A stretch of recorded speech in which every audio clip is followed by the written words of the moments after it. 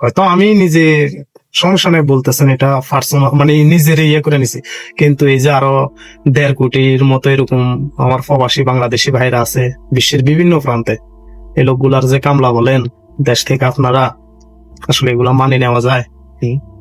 এই কামলাদের টাকা পয়সা রেমিটেন্সে তো মনে করেন যে বাংলাদেশটা এত উর্বর স্বচ্ছ।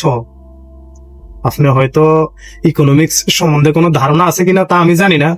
বাংলাদেশে এখনো বলে যে 1 নম্বর রেমিটেন্সের দিক দিয়ে গার্মেন্টস খাত, 2 নম্বরে হচ্ছে এই যে প্রবাসীদের মনে করেন যে পাঠানো অর্থ ডলার, কোটি কোটি ডলার।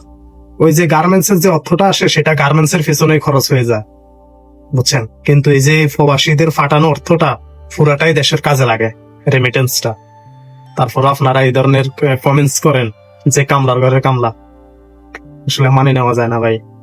আমরা যারা বাংলাদেশিরা আছি বিভিন্ন দেশের মানুষের সাথে চলার অভিজ্ঞতা হয়েছে, পাকিস্তানি, ইন্ডিয়ান, নেপালি, শ্রীলঙ্কান, যেহেতু প্রবাসে ছিলাম আমি, এর আগেও 5 বছর কাতার করছি। তো বিভিন্ন দেশের মানুষের সাথে উঠা বসা, ফিলিপাইনি, এরকম অনেক দেশের মানুষের সাথে হয়েছে, বুঝছেন? ওনারা আমাদের বাংলাদেশি মানুষের মতো মন না।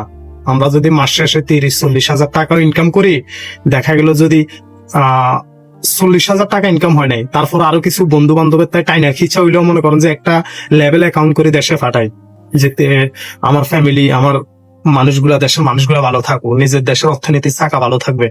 কিন্তু আমরা মনে করেন যে ওই অন্যান্য দেশের মানুষগুলা, ফিলিপাইনিরা যারা ইনকাম করে ওরা ওইখানেই শেষ করে দেয়। তারপর অন্যান্য দেশের মানুষও সেম, কিন্তু আমরা বাংলাদেশে কষ্ট করে হইলেও মনে করেন যে টাকাগুলা ফ্যামিলির জন্য ফাটাই, দেশের জন্য ফাটাই। তারপর আপনার এখন কামলা।